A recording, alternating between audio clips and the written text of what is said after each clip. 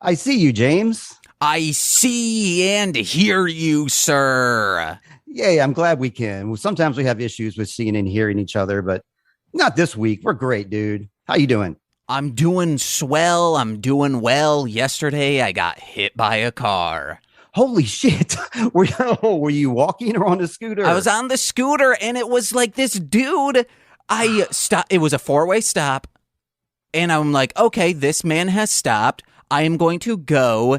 And I was, so like, let's say I'm passing the driver's side, and then I'm in the middle of where his car was onto like where in front of his passenger side. And this man just starts going. And luckily I am terrified of being hit by a car. And I think no one is going to stop. So I'm looking out of the periffs and I see like, oh, this man started pulling. Oh no. And like, luckily I jump out. My scooter, it's okay. But the scooter got underneath his bumper and he like realized like, oh, I should stop right now. But I tweaked my back a little and there were, if anything bad had happened, there were people outside of restaurants eating and they were baffled by this situation. Like this person is in brightly lit clothes. It's the middle of a sunny day in Chicago and this man would have seen me pass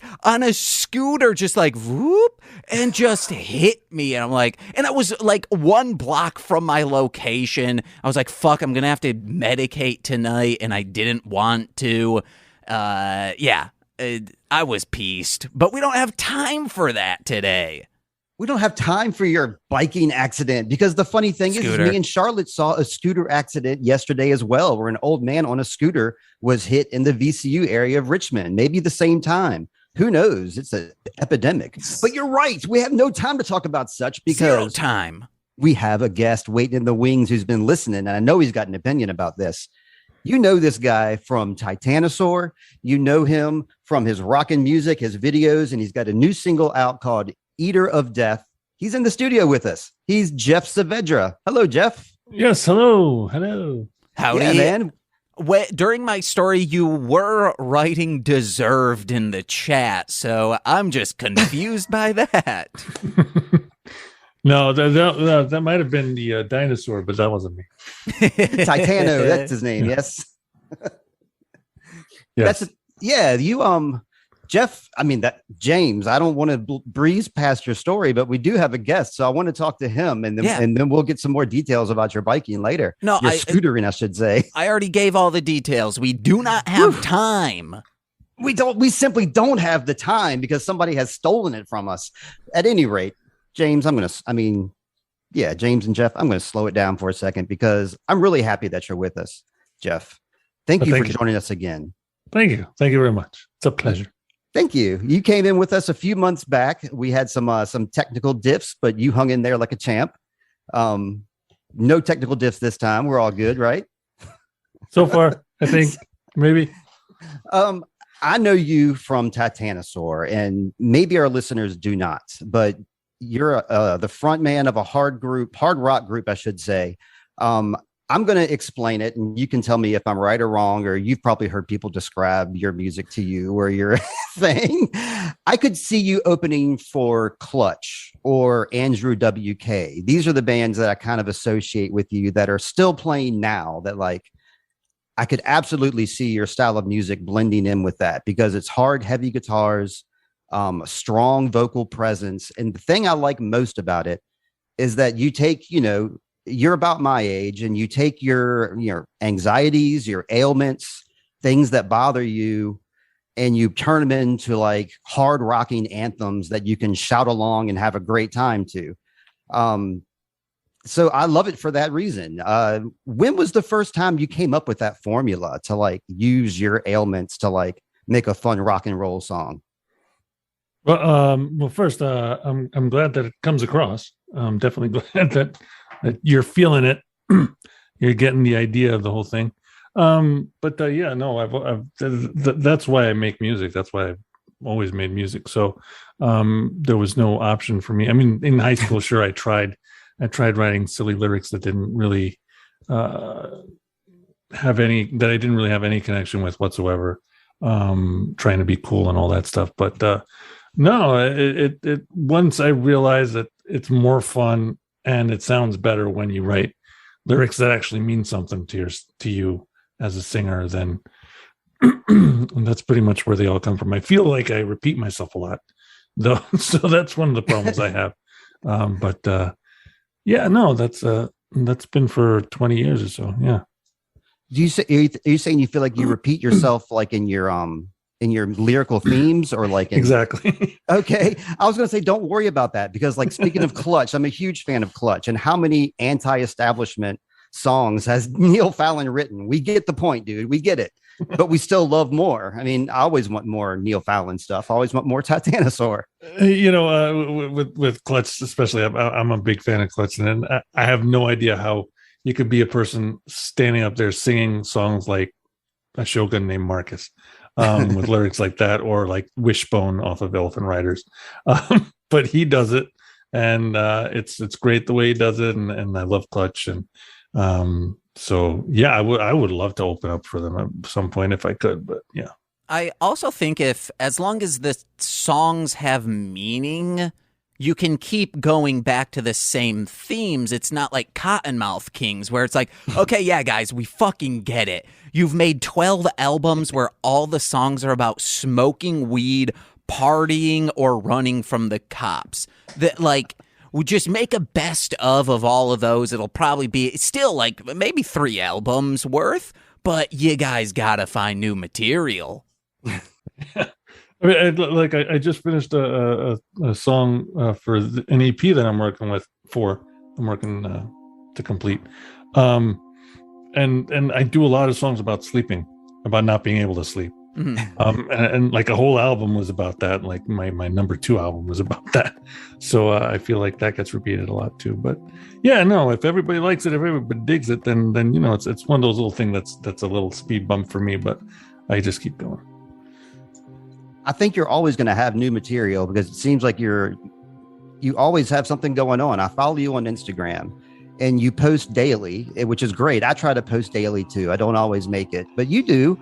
And whether it's from walking your dogs, or in the studio, or if you're in the hospital, or if you're stuck in a waiting room all day, or if you're undergoing some procedure, you're posting about it and you're letting people know. So you're still experiencing some heavy stuff. So you're going to have some heavy material. There's no reason to shy away from it, in my opinion. Oh, I've been living with it. It's not that heavy. No, well, yeah. I was going to say, I studied a little bit of the Marfan syndrome. And like, it used to be that the average person with Marfan's had a lifespan. Am I saying it right? Marfan's? Yep. 45 year was like the average lifespan of someone. And now with medications and stuff, you can have an average lifespan, but the symptoms vary wildly. Yeah. Very wild, very, very wide spectrum of symptoms for someone with Marfan. There's also neonatal Marfan. Many of those kids don't survive very long. And many of those with neonatal Marfan end up in wheelchairs for the rest of their lives, because their bones just their muscles don't develop, so they're way too weak. So there's that end of the spectrum. Then there's someone like me with very minor issues. I mean, they're all heart related for me, but they're kind of minor compared to others. So yeah, it is amazing the way medicine has advanced. And as someone who is now in a place where I've been told that within the next 5 years I'm going to need a heart transplant, I'm looking forward to medicine continuing to advance. Yes. Me as well, man. Jeez. Has it gotten in the way of your creativity at all yet? Because I don't see you stopping. I've seen, like, since you've been playing, you have a consistent routine. Has it gotten in the way yet? Well, it does get in the way a little bit, because how much I can yell, how much I can scream, sure, got cut back a little bit by some of the medication I was taking, but we finally found something that's working better, so I have a little bit more of a lung capacity, but I still can't yell as long as I used to. So that's getting in the way, and it'll get worse as my heart gets worse. But since I don't play live, it hasn't really held anything back from that. If you've thought about playing live, I know a guy who would gladly play bass or lead guitar or rhythm guitar or keyboards. I know a guy, Jeff. But yeah, you haven't played live at all. I found that interesting. What tuning do you play in, by the way? Is it drop D? Well, currently for the past 10 years, drop C. Drop C. Okay. That's been my favorite spot. I think I might go lower, but I don't know. Ooh. that'll take a while to get to. I like the drop A. I tried that one time, trying to play some Conan songs, and it was ridiculous. I'm just drop D currently is what I'm doing, which I'm not used to. It's new to me. So I'm learning some songs that are in drop D that I play drop E. Oh yeah? Yeah. It's down one octave. Oh yeah, so that's the lowest of the low. Uh-huh. That's where the string is just hanging all the way down to the floor. Yeah. It's kind of like noodles, I'm just playing a banjo just a single string like bong, something Top Cat would play. Like the guy from Korn, he just has like those loose ass strings, and he just when he plays. Yeah. They're not even notes. It's just like slappy strings against a wood thing. That's all it is. I respect that, James. But yeah, I'm gonna switch gears a little bit, guys. I'm gonna get into some Wheel of Time news, if I may.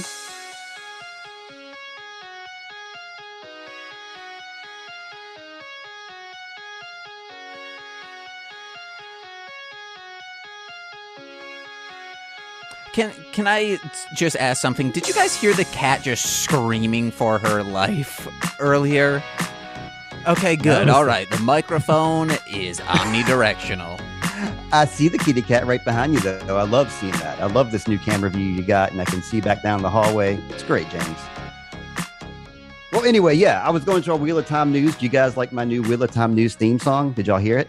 Y'all hearing it, right? It's still playing. Y'all like it? You go back to this joke well too much, man. I cannot hear it. It's the only thing I got. I mean, it's just like Jeff. I'm gonna go back to the same well every week. Yeah, but his stuff is artistically done. This is just repeating the same joke. I'm an artist, and this is my art. And this week, we were announced that we have 2 new cast members joining the crew for Wheel of Time Season 2. Boo. This was supposed. Why are you booing it, first off? Stop with the new characters. We have too many already.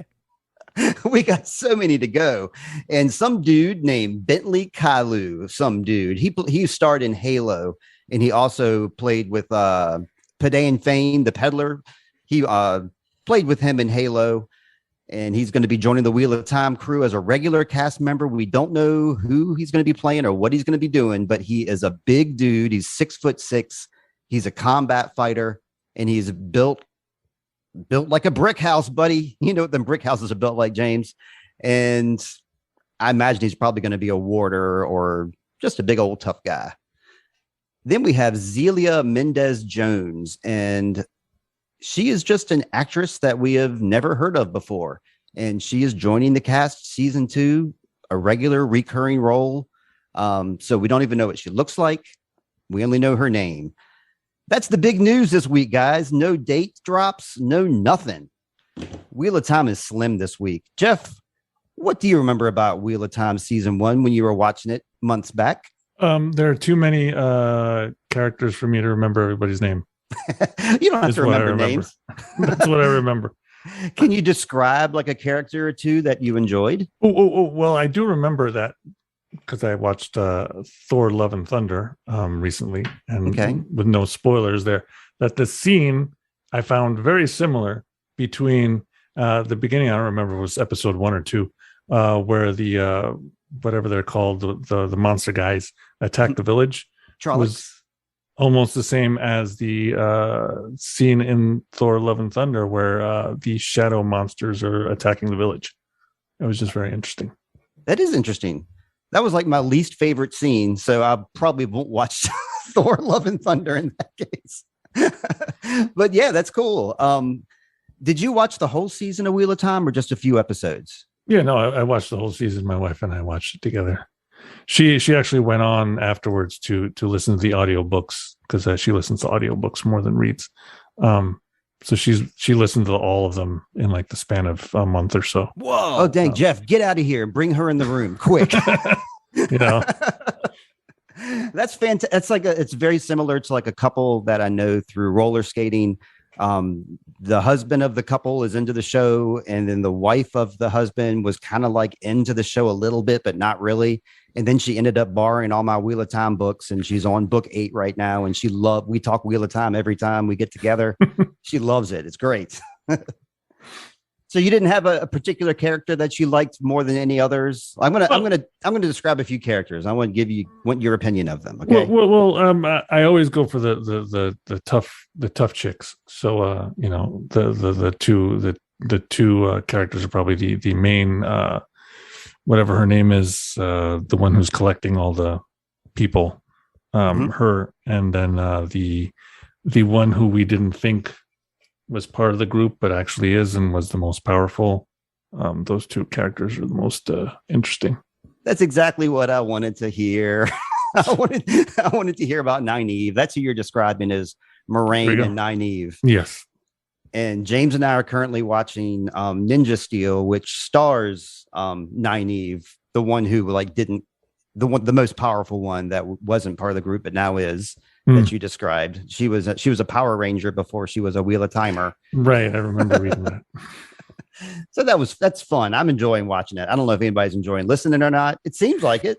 I don't know. Are you enjoying watching that show again, James? I mean, yeah, but like I said, we don't need to fill time with watching this show that it's even hard to get Power Ranger fans to listen to someone recap an episode because it's a infamous show for people just shitting on. I guess so, man. But as long as I'm having fun, our listeners are having fun, and James, talking to you is fun. I hate to tell you, but it's true. Geoff, the last time you were on the show, we were talking about those Trollocs attacking that village, and you brought up the fact that it immediately made you think about Time Bandits, made you think about the ogre that is in that movie, and it made me reminisce about Time Bandits.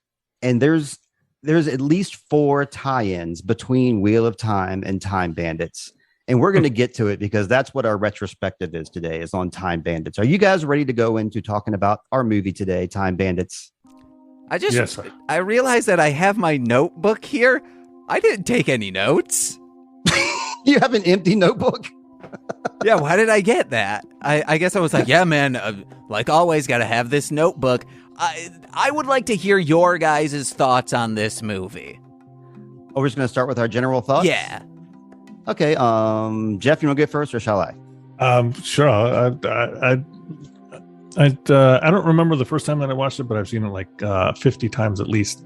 I actually was going to look for the VHS tape so I could show you guys the VHS tape that I have. But I remember watching it when I was a kid, not really understanding it, but knowing I loved it, and watched it a million times since then. And I just watched it yesterday again, so I could take notes. But for me, it's a fantastic movie. It really hits all the buttons of fantasy, science fiction, adventure, a little bit of comedy here and there. The characters for me are perfectly cast. The bandits themselves, the characters in the bandits are hilarious and amazing, and they're all, for me, well-rounded, and you can definitely tell not only by the costumes which one's which, but by their actions, their characters. And the kid is really well cast also, and the script just works well edited. I don't know, for the time it seemed like amazing special effects, and they still do look amazing. And it's all practical effects from back it came out in 81, I think. Yep. So yeah, that's the basic takeaway. I remember when I first saw it, I didn't know who Sean Connery was. I didn't know that he was James Bond. I didn't see the connection. But then later on, it was like, wow, why the hell is Sean Connery in this movie? But I've also seen Highlander is another one of my favorites, and that's also the question in that one. Why the hell is Sean Connery in that movie? So, why the hell is Sean Connery this voice of a dragon? There's that too. But the biggest question for me was this time when I watched it yesterday was why is Shelley Duvall the second name that comes up when the movie opens, but she's only in it for like 5 minutes in two different scenes, but only like 5 minutes at most. But I guess that's Hollywood. So yeah, those are the main first impressions, I guess. Right on. My turn, James, or you want to go? Go for it. Okay. I took a lot of notes that'll answer some of your questions, Geoff, because, why is Shelley Duvall second build? Why is Sean Connery in this? There's answers to those questions, and I did my research.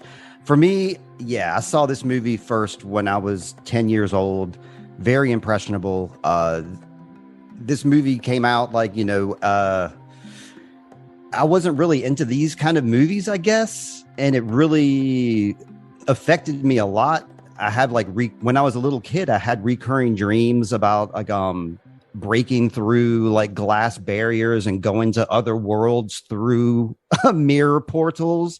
And I had dreams about a bunch of evil men jumping on my bed and trying to steal things from me. And it obviously affected me a lot. So I'm very biased. Very biased. Me and my friend Jay DeShazo and my best friend when I was a young punk rock teenager bonded over this movie many times, various substances. So that's my impression. This movie has been part of my life ever since I was young, and I've always loved it and I've always adored it. And watching it now, because this is the first time I've seen it in about 10 years, Geoff, it just brought back all the happy, scary memories. Doing my research before I watched it, I learned, why John Cleese was acting the way he was acting. I loved it. I loved it even more as an adult watching it, just because it brought back those memories. James, how about you, my friend? What did you think about this movie? This is new for you. Yeah. If I had saw this as a child, I would have been like, oh, hell yeah. It has a lot, it feels like the Labyrinth in color palette and tone. Mm-hmm. The sets are fucking amazing. They are top-notch quality, but for some weird reason, when I sat down and watched it, I had no interest in finishing it. I was like, this is meandering. It's just, oh boy. And I could not justify spending 2 hours just focused on this movie. So I did, I was paying attention and taking eBay photos while watching this movie as well. I took maybe for listings of VHS lots, I took 143 photos. So it was a productive day. Then, picked up more VHSs from this dude who I don't know where he's getting them, but I've maybe 150 so far out of 3 lots from him, $20 each. So yeah, this movie was boring, and I was excited. I was like, hell yeah, this is going to be right up my alley. And just something about it did not click. I do I think it's called Tideland. Have you guys seen that? It's another Terry Gilliam movie. Never even heard of it. Oh, it's very good. You guys should check that out if you enjoy his work. Yeah, I love it. He wrote this movie as part of a trilogy. This is part 1 of a 3-part trilogy. It's this movie, and then The Adventures of Baron Munchausen, and then Brazil wraps up the trilogy. I love everything Terry Gilliam has done. 12 Monkeys, all the Monty Python stuff. So in the edit, I'm going to go back and listen to the name you told me, but tell us again for your listeners. What was that movie called? I believe it's Tideland. It came out in maybe 2006 era. It's visually stunning, but also very, very weird. It was one of this one, I guess. Yeah. No, it's even weirder. There's a child just hanging out in the center. It's a house in the center of this sunflower field. And I believe it's all, it might be a Jacob's Ladder situation where she's making all this shit up because she's just talking to, I believe, her grandfather, who is just a corpse. It's very, very strange. It was one of those movies at Family Video that, you see 100 times and you're like, what the fuck is that? Then one of your friends is like, hey, we've seen this cover 100 times. Let's just rent it. And then it becomes this weird, holy shit, everyone needs to watch it. It's like Teeth, Big Man Japan, those kinds of movies where it's like, we need to just rent this because it is a strange cover. The back is baffling with the synopsis. Let's watch it. But Time Bandits, I wish I enjoyed it. Listen here, James. I got an idea for you here. I know you've been talking about collecting those VHS and doing the eBay thing. You're following in the footsteps of Mr. Howard Kramer.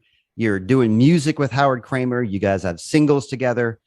Howard Kramer is so amped on this movie, Jaws. He forces people to like this movie. And we, being me and Geoff, are going to force you to like Time Bandits just through talking. And after this podcast, you're going to want to go back and rewatch these scenes. I think this would be a great time for a break. Maybe we can get off the Zoom call and get onto a secondary Zoom call, because I have this movie plotted out into 10 different parts. And James, you are right. 4 of these parts could have completely been taken out of this movie. And it could have been a 1 hour and 10-minute movie easily. And it would have been a better movie if it was shorter. And then we have this director's cut for guys like me and Geoff who are freaks about it. But that's not what they did. They love long movies in England. But yeah, let's take a break here, guys. And we'll come back and we'll go into the background of Time Bandits. Hey, Geoff. All righty. Hey, there you go. Hello. You believe these kids these days not liking Time Bandits? Oh, my kids didn't like it either. I couldn't get them to sit through it. Yeah, I know. Yeah, and last week we had Annie Jean Lynn on, and we watched Power Rangers, and she has a 5-year-old, and even her 5-year-old didn't watch it with her. And she's like, I can just imagine her telling her kids, like, calm down, mommy's trying to watch Power Rangers. James, are you with us now too? Yep. I had to figure out why she was crying. Is it because she loves you and she misses you? No, Sox was fucking with her, and she was, I think, just trying to find things to play with. And I'm like, they're everywhere. There's toys strewn up about the apartment. That's not. I can tell you right now that cat is not play sated. It's going to be bothering you again in about 5 minutes. Well, I threw the toys out into the living room, so that should hopefully show them like, oh, hey, let's go sleep on the bed now. Right on. Are we recording yet, James? Yeah, well, we've been. I didn't stop the recording. Okay, cool. Okay, guys, we are back with Time Bandits. This movie was released in November of 1981, but it was first conceived about way back in 1979 by Terry Gilliam. And he's shopped this movie around a whole bunch, and nobody was interested.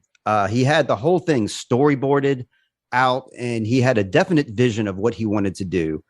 And it was, we can thank the Beatles for this movie, because it was George Harrison who personally funded this movie, just like he did Life of Brian. He's who we had to thank for Life of Brian as well. So that's why we have our outro music is predominantly featuring George Harrison, because he's our producer of this movie. They needed names to get this movie out. And at first, this movie was written by Terry Gilliam and Michael Palin. Michael Palin is one of the Monty Python guys, but he's not one of the main Monty Python. I mean, he's one of the guys, but people know John Cleese. So that's why they put John Cleese as like the lead, I believe, in this movie, because he had the biggest name of anybody else. And Michael Palin was supposed to play that role that John Cleese played, but because of name recognition and because of this idea that John Cleese had to play Robin Hood as like a football coach, they went with him instead.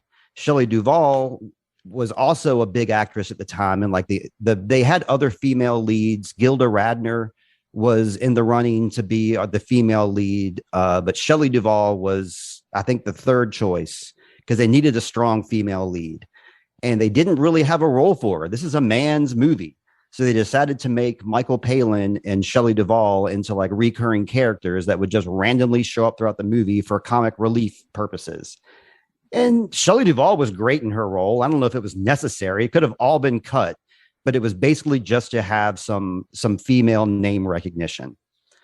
Those were some of my favorite scenes. Same. Because I enjoy because I watch like cartoons that'll do things like that where you're going into different time periods, and it's like, oh, hey, this, you meet someone, let's say their last name's is like Duval. Let's just go Duval. Yeah. And then you see the Duvals throughout every single era of time, and you're like, oh, okay, hell yeah, this is, it makes things interlock instead of just, hey, we're going to these random parts of time. Right. Yep. So they sold this film on being, excuse me, I'm gonna get a drink of water here, fellas. Gulp, gulp. Gulpy. A dark kids film is what they were going for. And the tagline for this movie was all the dreams you have ever had and not just the good ones. So they wanted this to be England's answer to George Lucas and Steven Spielberg, because they had success with Star Wars and Raiders of the Lost Ark. And so they were kind of going for that direction. I guess I'm just going to start going into the film, guys. Did y'all have any other comments about just this film in general? You also want to start going scene by scene? Well, just as a looking back from today, just to remember some of the other films that came out around that same era that are sort of in the same vein. You got Legend, Dark Crystal, and Labyrinth, as was mentioned before. So those four different filmmakers, you got Ridley Scott making Legend, Jim Henson doing Dark Crystal, and Labyrinth, both of those. They all have the same fantasy kind of element to them that was very unique, and I don't think has been really replicated since. It's just pure fantasy, pure heart for all of them.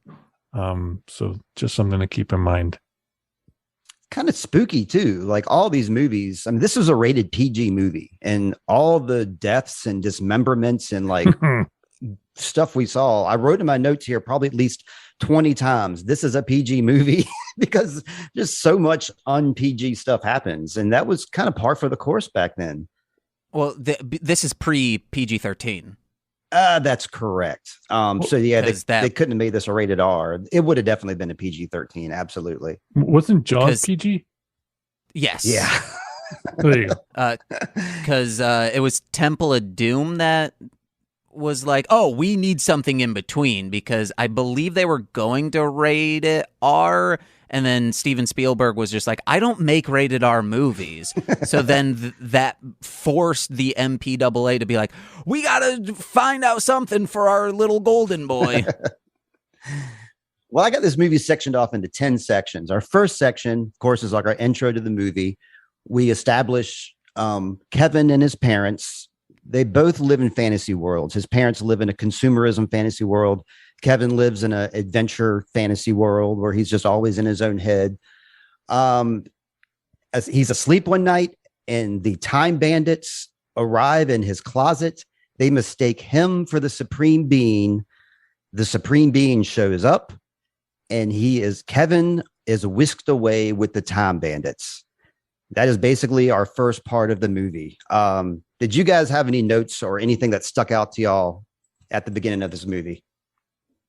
Yeah, I want to know how big this set, like this studio was, or unless they were doing like trick shots of, hey, we're going to establish, because when they start pushing on that wall, fucking awesome. Mm-hmm. Just to establish a world in the way they did. I will say, like, this movie, I should have also said, if I was high while watching this movie, I probably would have loved it as well, just because my brain isn't like, James, you could be doing 100 other things right now. And yeah, just the sets and all of that in this movie are fucking top notch. I believe it was it was either 2 million or 16 million, one or the other. Totally small budget. All the actors worked for scale, including Sean Connery. And the reason that he's in this movie too is only to lend credibility to the movie, because they put as their stars of the movie, they have big names. Katherine Hellman, Michael Palin, David Warner, Ian Holm. But these guys aren't the stars of the movie. The real star of the movie, in my opinion, is David Rappaport, who plays the main Time Bandit, Randall. He basically has all the screen time, all the funny lines, and for all purposes, he's the star of the movie. And the reason that they hired, small actors for these roles, and the reason that they loved doing these roles too, is they wanted the film to be from a kid's perspective. So Terry Gilliam's vision and all of his storyboards were all the angles looking up from a kid's perspective. So he wanted all the actors to be short, and he was trying to go for like actors like Steve Barnes size, like 5'6" guys, but that wasn't short enough. So he decided to go with much shorter actors. And these guys were so on board. I mean, they had auditions out the butt because this was a great role if you're like a short Hollywood actor in the 80s, because usually these roles are like comedic roles. You're playing like the butt of jokes. Mm-hmm. And in this movie, you get to play an actual character who has an arc and who is integral to the plot and not just a joke. So every one of these actors, Kenny Baker and David Rappaport, they just rave about this movie and what it did for them as actors, because they got to show that they could act instead of just being a goofball. Yeah, and even if you were a goofball character in this movie, any size person would still be a goofball in this character. Like the dude who's like, I'm going to eat chickens live and whole. Right. Like, yeah, that's a goofball character, but anyone could play that goofball character. It's not dictated on your physical stature. Yep. I love that moving wall. Like you were saying, that's something that I've always mimicked as a kid, trying to push my wall and get to another world. And another thing that always stuck with me, I don't know if it stuck with you or not, Geoff, but return what you have stolen from me. That is a recurring line of my life. No, I love that. That scene definitely is one of the scenes that just catches you as a kid anyway. And for me still, I guess, is when they're running down and say, you hear the music and then you turn around and it's that light and that head. That big head.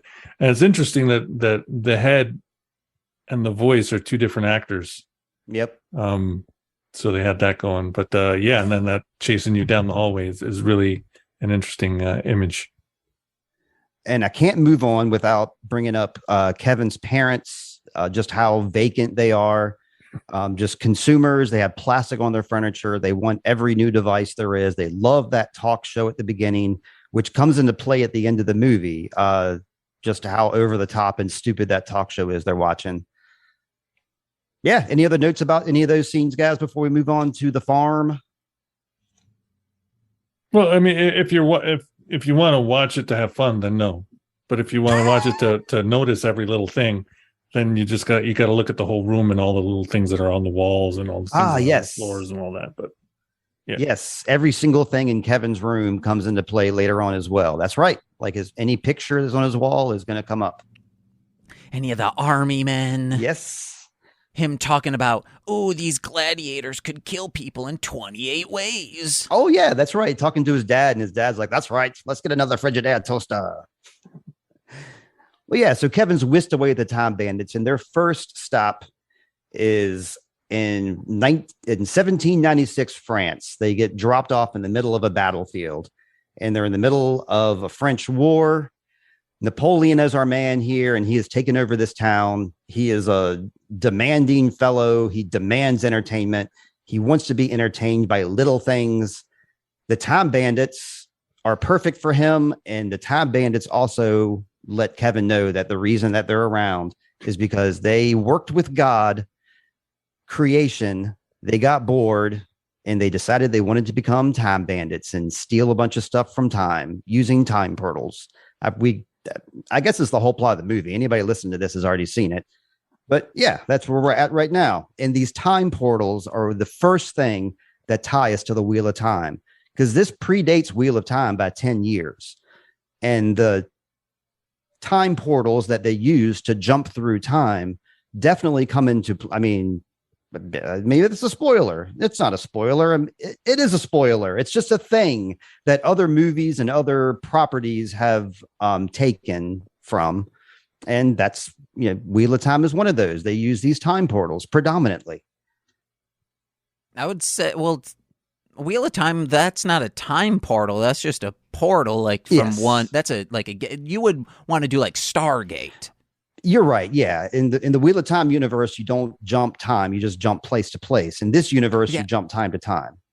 Actually, even Stargate, that's just dimension to dimension, not really time to time. But I mean, I'm not sure if this concept of these like the visual gates. I don't remember seeing these before Time Bandits. How about you, Jeff? Before I don't know. I mean, I was a kid, so I didn't know if you had some knowledge about some sci-fi stuff I'm not privy to. Well, look, in my room, they were there, but in movies, I don't know. You're like, before this movie was unconsciousness. I don't remember. Well, I love the way these guys say robbery, and they keep saying, we're going to do a robbery. And that just endears me. One thing about this movie, Disney is probably pissed they did not produce this, because this is a ride at Disneyland. Yeah, I could see that. And I like the way that they have no leader. It's clear that Randall is their leader, but they agree that there's no leader. And so Randall's like, yeah, we have no leader, so shut up and do what I say. And that's endearing to me. I love Randall. I didn't like this whole Napoleon scene. I'm going to be honest with you. First off, there was too many people dying. Kevin is immediately seeing some shit. Immediately. He's watching people get lined up and shot. He's watching people hang themselves, gun blasts, people diving in the water. Kevin shouldn't be seeing this stuff at such a young age. Immediately, too. This is like the first thing he sees besides the farm is like a bunch of deaths in a battlefield. Man, this is when they're going through the river area, right? Yeah.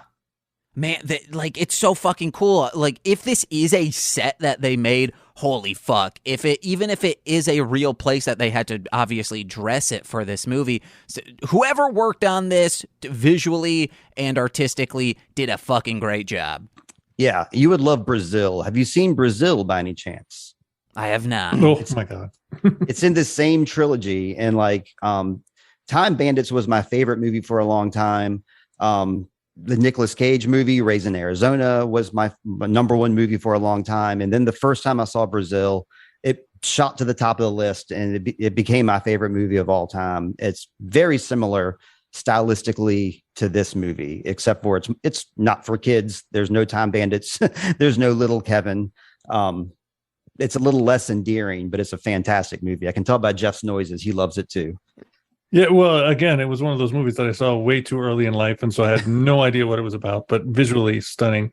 Very much the design of the environment is very much like Blade Runner, that kind of futuristic feel to it. But no, for me, out of this trilogy, the Munchausen is the one that I prefer. Okay, yeah, that's one that I was disappointed by it when I saw it. I didn't like it as much. And then Brazil brought me back. So what was it about Barry Munchausen that caught your attention? I just love special effects, especially practical special effects. And, the whole fish scene. And then also the guest spot from Arnold Schwarzenegger was hilarious in that movie. Just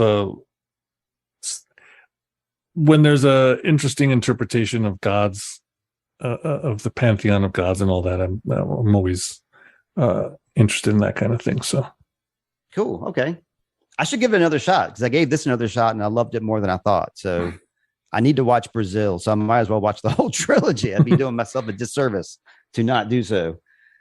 Let's see. Yeah. We see Vermin eat a candle here. That's pretty nice. They're so hungry at the dinner table that Vermin munches on a candle. I like that. I think Vermin eats anything. I don't think yeah, he does. Hungry, but the candle was my favorite though, because eating a rat, a rat and a chicken, they're both edible items, but a candle is not going to get you anywhere. He's like Tum Tum from Three Ninjas. He'll eat anything except for dog poop. But yeah, they really started out this movie with a bang, because these nice long shots that they were doing involving multiple actors, involving multiple cameras, and you could tell they were like a single shot. They spent some time with this movie. It's great. Oh, well, they make off with their first robbery, and the first group they rob is Napoleon's army, and then they abscond. What's the guy's name who goes off and finds a wormhole? Strutter. Strutter is the guy who finds the wormhole time portal. They just kind of make the generals turn their backs, and then they abscond with all their stuff. Good job, guys. And that's played by Gene Simmons, right? Sure, yes, Strutter. Yeah. Speaking of which, you're on a tribute album, Geoff. I mean, not speaking of Kiss. Speaking of Danzig, we didn't speak of Danzig. Whoa, out of left field. Yes, sir. I know, but just talking about Kiss, I don't know. My mind just went there. Congrats, man. I love that version of that song you did.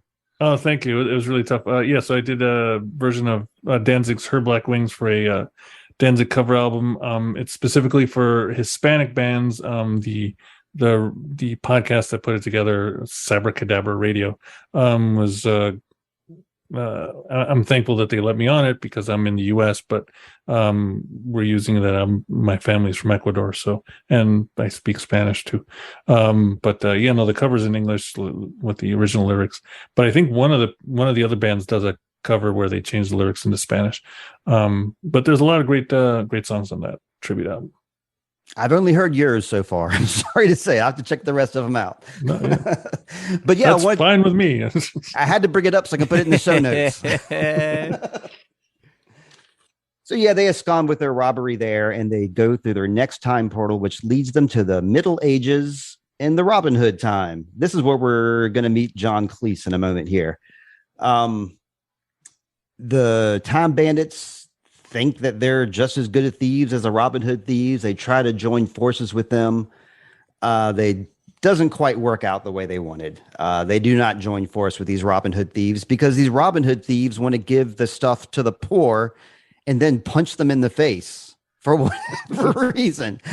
I guess that's just a Monty Python bit, but that was completely unnecessary. I didn't even make me laugh. Did y'all enjoy the scene where they would punch people in the face after giving them gold? Yes. No, I was taking photos. Oh, taking photos of eBay. You're just in your own world. Yes. Well, for me, I just love the fact that it was a complete opposite view of Robin Hood and the Merry Men than most people take and the stories take. That the Merry Men are actually robbers, and so they're the dirtiest and the meanest of people who are hiding out in the forest. So I love the juxtapositions, that kind of thing. I like how I do too. I agree. And John Cleese's Robin Hood that he plays here, he based this on a football coach. I'm not exactly sure who, because I don't follow sports at all. And, of course, this is British football. It's soccer to us. But he based this after a British coach that would just aimlessly go down the field and talk to every single player in a line and just say something inane to them that just absolutely had no meaning. And if somebody had something like specific or something heartwarming to say, he would just say, very good, and just move on to the next person. So he's doing a dead-on imitation of this soccer coach. And that went over my head, until I realized this recently. Did you know about that already, Geoff? No, I didn't know that he was doing that impression, but no, I didn't need to know that for it to be a funny bit where he asks, so what do you think about this lifestyle? Something and one of them says, well, it pays the rent. And the other one says 4 feet 1 inch. Like, he goes, okay, that's okay. I wish I could go back in time, head to the writer's room of Mad TV and pitch Frank Caliendo doing this same Robin Hood thing, but just as John Madden. Yes. Just a different type of football coach. He does a great John Madden. You're right about that. Well, let's see. We determined that this was their first successful robbery. Kevin is now part of the gang. My favorite line from this whole segment is the Shelley Duvall and Michael Palin doing their thing. And he has some sort of problem that keeps coming up. It's a sexual problem, obviously. I'm not sure if he weather service alert, y'all. I don't know how to turn it off, but I got it. He has some sort of problem, either like erectile dysfunction or maybe he shoots too quick. But I know he says at one point, the problem, Pansy, I must have fruit.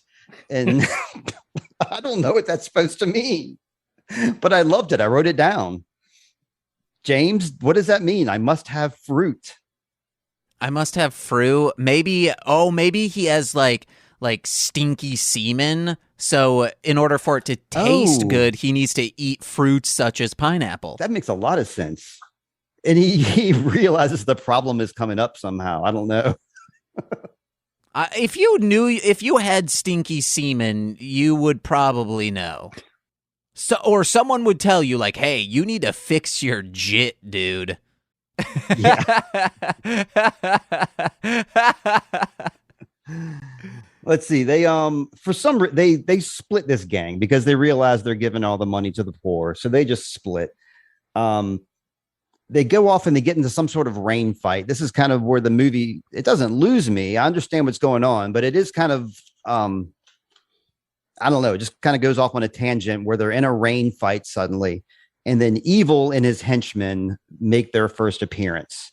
And Evil engages mind control to take hold of one of the bandits so that he will direct the other bandits to the most, what do they call it? The most fabulous object in the world at the Fortress of Evil. What do I have here? The ultimate darkness, the ultimate darkness. Like the Fortress of Ultimate Darkness. Yes, these goofy like names that obviously an 8-year-old would make up. I will say when this whole stuff was introduced, I called the ending of, this was obviously manipulated by God. Right. Yeah. Well, I think they talk about that pretty early on, how they used to work for God and they quit. But that he's like, oh, you guys didn't steal this map. Like I allowed you to take this so it could play these things out where this spoilers for the end. That you guys would just do this work for me and kill this man. Yep. Well, while they're fighting with Evil and while they're grappling with the Supreme Being showing up again, Kevin, there's 2 portals that Kevin could jump through. Randall tells him, just go. He jumps in one. And of course, after he goes, he says, not that one. Great line. I loved that when I was a kid. And this whole next scene could have also been cut from the movie, I believe. I think these last 2 scenes probably could have been cut from the movie and not really affected too much. They could have just thrown a couple of lines of dialogue. But Kevin now goes back in time, way back in time to he's in the middle of a fight with a Minotaur. These are Roman times. And he gets in good with the king. Do you remember the king's name, Jeff, or who? Yeah, it's King Agamemnon. There you go. I didn't write it down because I figured I'd remember, but then I did not remember. But yeah, Kevin loves it here. And I loved it here when I was a kid. It seemed like this scene was only like about 5 minutes, but in my head, it lasted a lot longer. Just because I guess these scenes were like iconic to me as a child, like where they were playing like the hide the queen, and he elects Kevin as like his heir, and the queen doesn't like that. And you can tell that there's like some animosity there between the king and the queen, but we never really go into it because it's just a side plot that never happens. But yeah, we find out that the bandits come to help Kevin out. They show up during this ceremony. And during a magic show, they whisk Kevin away, and no one is the wiser. We should say in air quotes, help Kevin out, because Kevin did not want assistance here. Yeah, I think the king probably should have sensed that, Kevin didn't like this, instead of like just being like the 80s dad, like, just go ahead with the weirdos and hide behind a curtain with those strange guys. Yeah, you'll have fun, kid. It'll be a good story one day. So yeah, they come and rescue him, and he is upset. They see him on the next scene, and they're on a boat. It's the Titanic, and Kevin is super bummed at these guys. He's not happy at all. He's looking. We should mention too that Kevin took some pictures while he was in Rome. Took some pictures of the bandits holding up the map, which was a great idea. He probably should have taken more pictures of the map, but we got at least one picture of the map they can use later. He's so sad he can't even do the I'm the king of the world. He's not singing Lonely Island. No. He's not doing any of the classic being on a boat things. He doesn't say, hey, we're going to need a bigger boat, even though he could have said that once you see this huge iceberg. He could have been checking out Pansy and her man like making out again. They were doing their overly sexual, dialogue. Shelley Duvall is like having an orgasm like every line in this movie. She's like mid-orgasm. But they're living like kings on the boat. They make Kevin sick. And of course, this is the Titanic, so it's going to sink. The next scene, again, it's another one of these odd scenes where they're in the middle of the ocean, just like you're saying with the Titanic. They don't even get on the thing the plank that they're using as a rescue method. Mm-hmm. They're just kind of paddling along like Leonardo DiCaprio. They should be on top of that thing, not paddling along. For some reason, they decide to just let go and trust evil that will lead them to the right place because someone tells them that the map is right there. This is the part that really kind of threw me through a loop. Jeff, do you have a better explanation for how this played out? Well, yeah, they're greedy, and so the evil is playing on their greed and telling them where the ultimate whatever is, so that's what they want, or at least that's what Randall thinks he should want by becoming a bandit. So that's where he's leading them. But doesn't like their tuxedo changing to white at the next scene kind of represent them becoming good guys from this point on? Well, I think that's reading a little too far into it. Well, I thought that's what it was. I thought that's Well, so they go through the portal by just believing, and evil is making a whirlpool and bringing them through into the land of legends, and so that's sort of like a negative world kind of thing. So maybe that's I don't know, but yeah, that's where I got really excited, was in the land of legends, because there's really big giant there. Yeah, the big giant that first they're on the boat with that is what happens, right? That is the order of things. I wrote down notes here, but I'm kind of skimming through my notes because I'm looking at our clock at the same time. I hate to do that, but I got to do it. But yeah, they're on the boat. They go from the Titanic to the boat of the ogre. Is that correct? Yes, they end up on the ogre boat. Right. And again, another very, really hot and horny couple here, the ogre and the ogre's wife. And this ogre, of course, is the whole reason that we're even doing this show. This ogre is also played by the same guy who portrayed Aemon Targaryen in Game of Thrones. It's the same actor, which I was shocked by that. He doesn't look the same at all, but it's him. We have our third connection right there. Even though they're good guys, they do knock the ogre off the boat using a pretty crafty method. It actually surprised me as a kid because they were helping the ogre and they were like cracking his back for him and stretching him out. And then they used that method to give him the old heave ho off the side of the boat, which I thought was clever as hell, because I thought that they were going to stretch the ogre out and then he would be like their, another companion, another big time bandit that they could hang out with. Instead, they just give him the heave ho, and his wife too. I think they made out in the water there. I don't know. Well, we don't see that, but no, the ogre is a great character, and he gets thrown off the side, and he's still thinking that's part of the cure for his back problems. Oh, but it is the cure, because he's able to really cough for the first time, and he coughs so much that he like whisks the boat away. So that's the part that has always confused me. Why? If the ship is the hat on this big giant, then how is it actually being pushed by the wind? Maybe the giant like alternates, like when they're in deep water, he'll like do some swimming like underwater and just kind of like kick around, and like the hat just kind of floats by itself, and then he like comes up and like when he ascends the water, the hat's on his head. That you're right there. That did not make any sense whatsoever. That's why it's the land of legends. Yep. But yeah, they go to the shore. They find themselves on Jersey. Jersey Shore.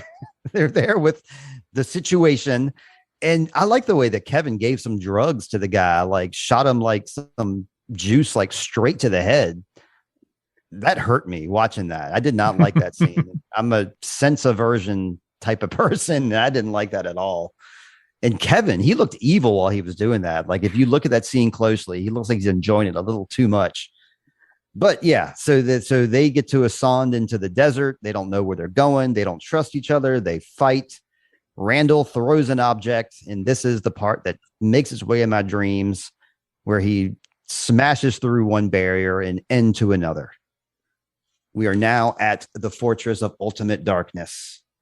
This is insane that we've really only been talking about this movie for 30 minutes, and we're at the end.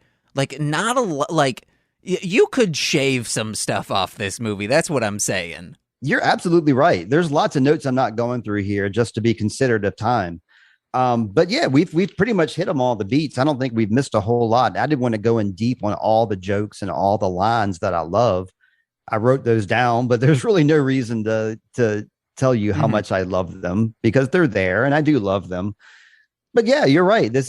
We're kind of close to the end. I think this is the third act. I think is where you would consider this is when they enter the fortress and they're looking at the huge thing. And it's great scenery. I don't know how they probably did the Star Wars style, I'm sure, where they made a miniature and then they just superimposed the actors on top of the miniature scale.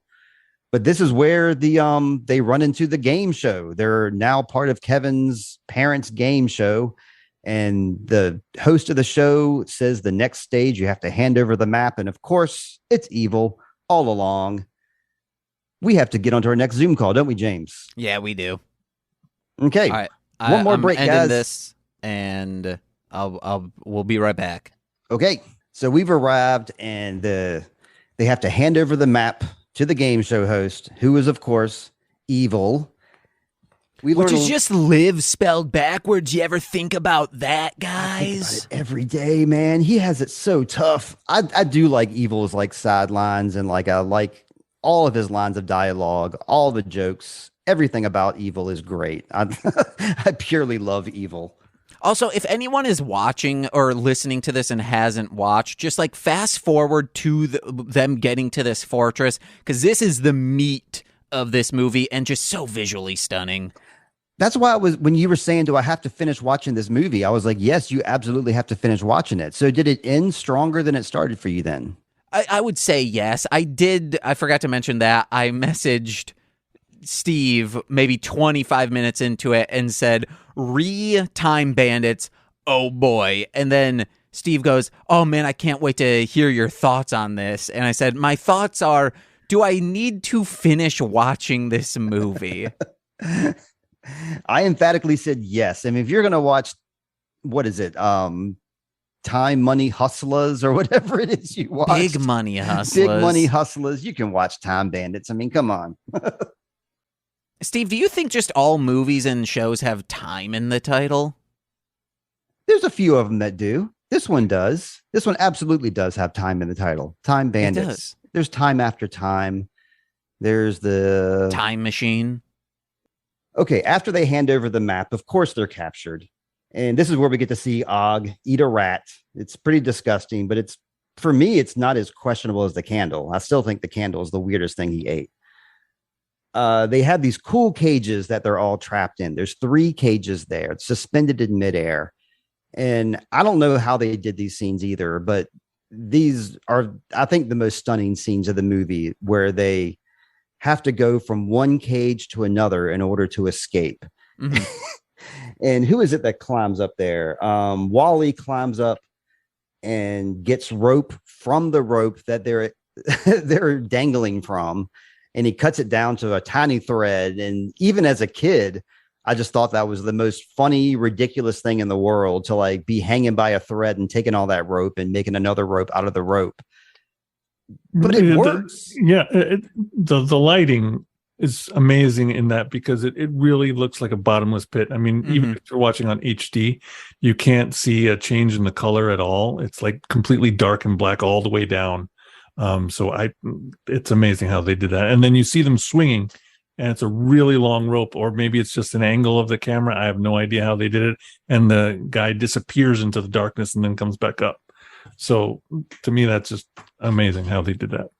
To anyone who is familiar with Super Sentai, Die Ranger at the Gorma headquarters looks a lot like this, and I think that's why it resonates with me so much, because that's my favorite Sentai series, and it just artfully and visually, it's so great.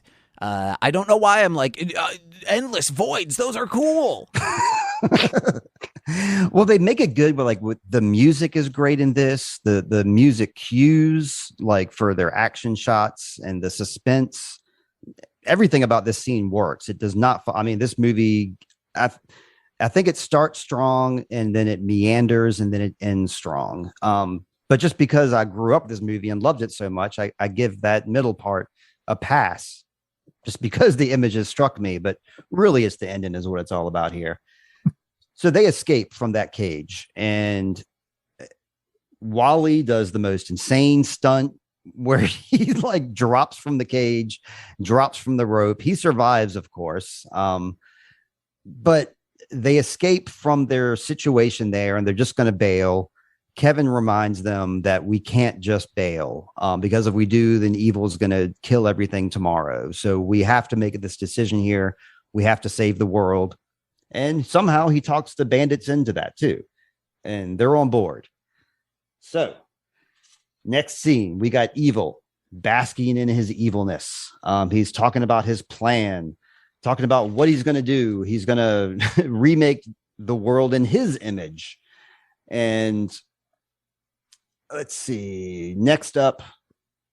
Oh, yeah, I like this. I like how he's talking about how computers, and he wants to know everything he can about computers and how they're key to like what he has to do. And this is 1981. Very, very prophetic of the potential of the microchip. Yeah. They're talking about subscriber trunk dialing, which is like a huge thing. And that led to the internet directly. As the subscriber trunk dialing is was enabled so you wouldn't have to talk to an operator to make overseas calls. So if you were a subscriber trunk dialer or whatever, if you subscribe to trunk dialing, then you could just straight up call anybody in the world that you want at any time.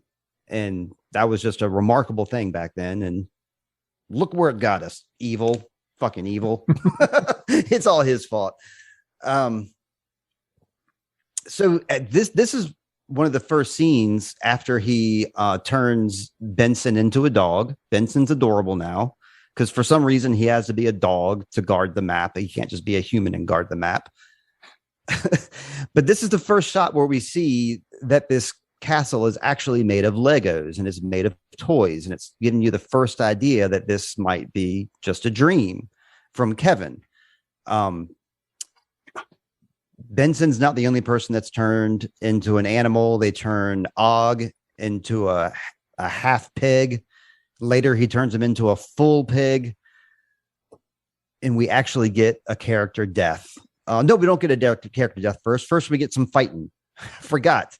They bring back everybody in from their past. And they even bring in people that we didn't meet yet, like the spaceship guys, the army guys. I guess those are like storyboarded scenes that got cut for time because they didn't want it to be longer than it was.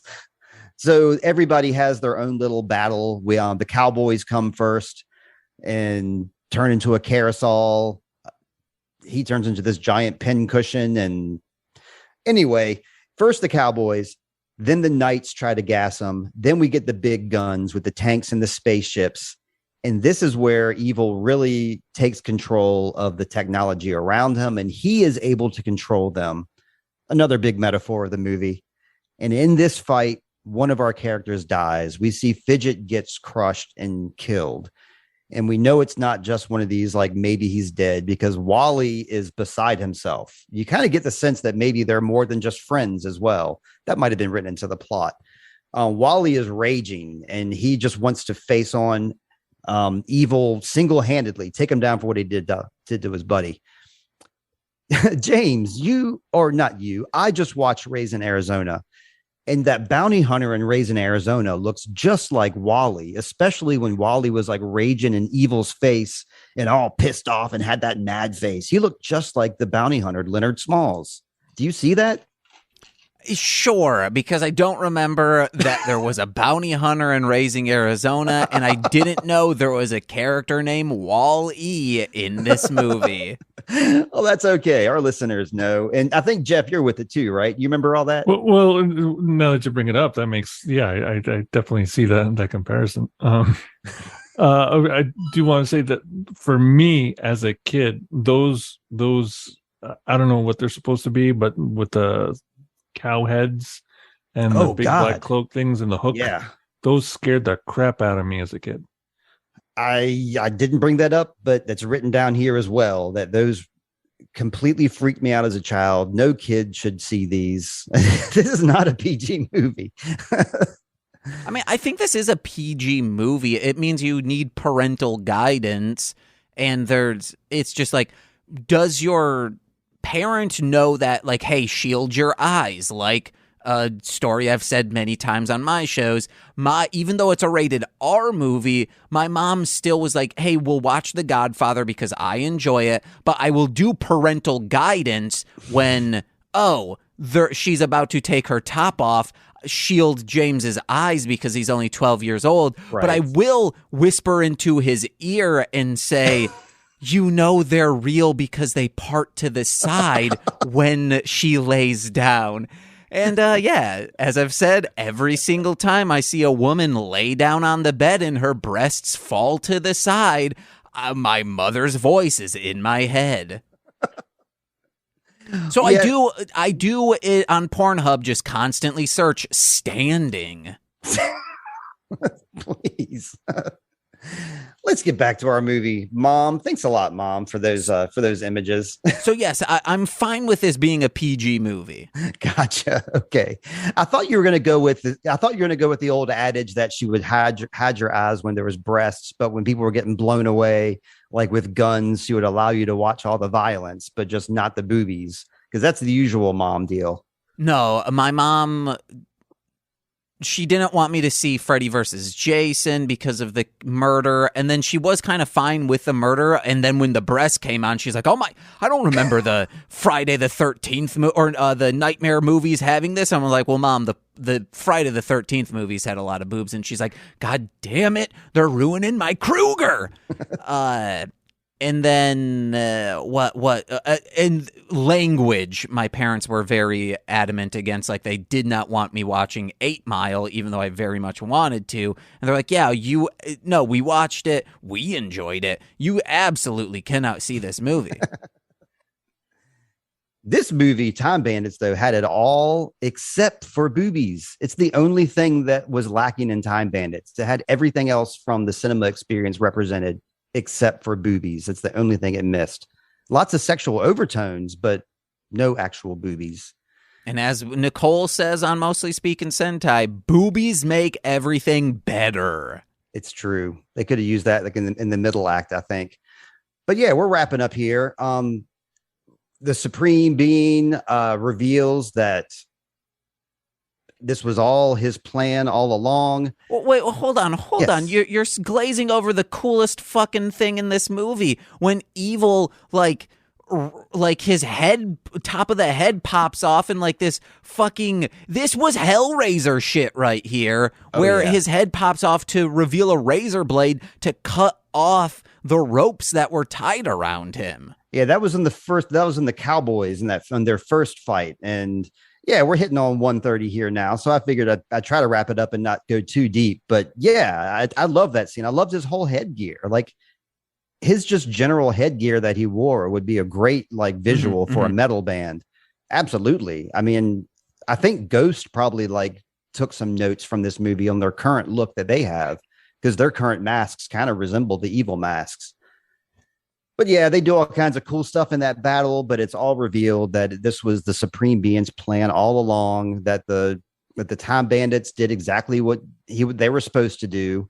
And he offers them their jobs back at a 19% cut, and they can develop shrubs. They gladly take that job back.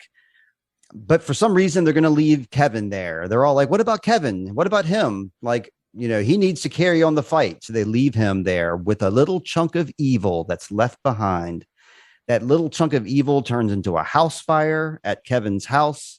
He wakes up with some firemen saving him. He wakes up to firemen saving him, not his parents. His parents rescued the toaster, the TV, the blender, but they did not rescue Kevin. And we got to talk about Kevin. We do. That's a movie. I'm just I know. saying that. Yes. They never talk about Kevin. They don't give a shit about their live son. They just care about their appliances. But he's rescued by the fireman, who turns out to be Sean Connery. He looks in his pocket. There's all the pictures. So this obviously was not a dream. This was obviously the real deal. Fireman drives off. The house is in flames. For Kevin's parents, this was always me and Jada Shazo's favorite part. Mom, Dad, don't touch it. It's evil. And they immediately turn around and touch it. I just love it. The timing of it is perfect. James is shaking his head. What was the ending of this movie? Because then they explode.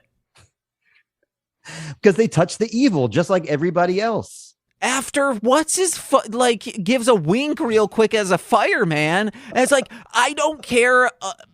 Even if you are in a sexual, consensual, loving relationship with someone, genuine winks should never be had.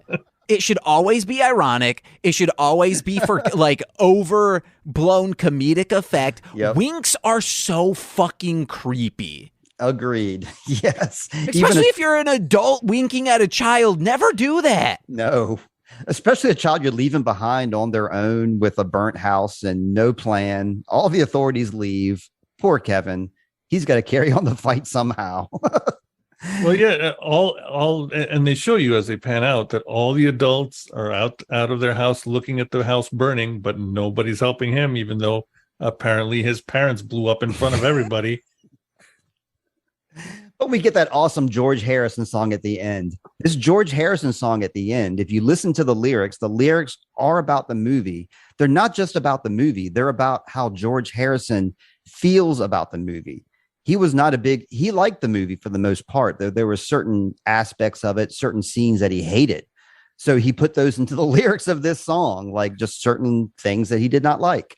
And we see a bunch of cool pictures of the Time Bandits in that red font or whatever filter they got going. That's the end of our movie, guys. We watched Time Bandits. My favorite lyric from that was, at the end, why did they blow up and why is he winking? Why is the man winking? And why didn't they go into the stinky semen plot?